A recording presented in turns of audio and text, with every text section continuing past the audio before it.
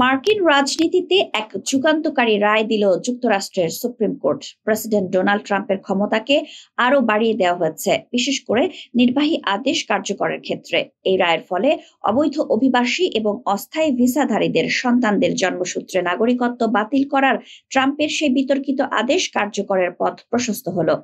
কিন্তু এই রায় কেন এত গুরুত্বপূর্ণ, এর পেছনের কারণ কি এবং এর প্রভাবই বা কি হতে চলেছে যুক্তরাষ্ট্রের ভবিষ্যৎ রাজনীতি ও বিচার ব্যবস্থায়, চলুন বিস্তারিত জেনে নেওয়া যাক।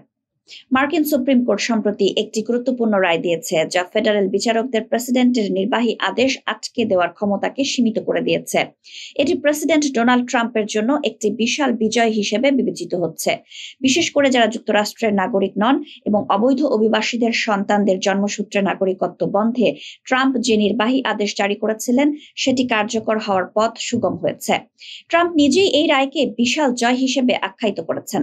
সুপ্রিম কোর্টের রক্ষণশীল বিচারকরা ট্রাম্পের পক্ষেই রায় দিয়েছেন, তবে তারা স্পষ্ট করেছেন যে এই রায় সরাসরি জন্মসূত্রে নাগরিকত্বের বিষয় নয়, বরং প্রেসিডেন্টের নির্বাহী কার্যক্রমের উপর ফেডারেল আদালতের হস্তক্ষেপের সীমা নিয়ে।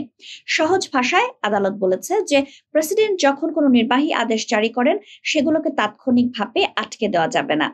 এই রায়ের বিরুদ্ধে তাৎক্ষণিকভাবেই আইনি চ্যালেঞ্জ আসার সম্ভাবনা রয়েছে। বিশেষজ্ঞরা মনে করছেন এই আদেশের ফলে ভবিষ্যতে প্রেসিডেন্টের নির্বাহী ক্ষমতাকে চ্যালেঞ্জ করার ক্ষেত্রে এক নতুন দিগন্ত উন্মোচিত হবে।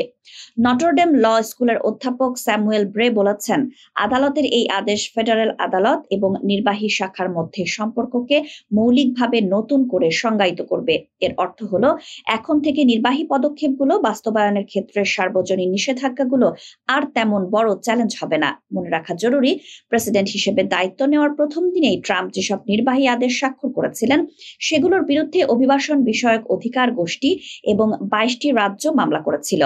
মেরিল্যান্ড, ম্যাসাচুসেটস, ওয়াশিংটন সহ বিভিন্ন জায়গায় এই মামলাগুলো করা হয়েছিল, যার প্রাথমিক উদ্দেশ্য ছিল ট্রাম্পের নির্বাহী আদেশগুলো আটকে দেওয়া, এবং প্রাথমিকভাবে সেটি সফল হয়েছিল। তবে যুক্তরাষ্ট্রের জাস্টিস ডিপার্টমেন্ট এই সিদ্ধান্তের সাথে একমত হয়নি। তারা সুপ্রিম কোর্টে আপিল করে যুক্তি দিয়েছিল যে প্রাথমিক আদেশগুলো সাংবিধানিক ছিল না। গত শুক্রবার সুপ্রিম কোর্ট ট্রাম্প প্রশাসনের সাথে একমত পোষণ করে নতুন আদেশ দিয়েছে।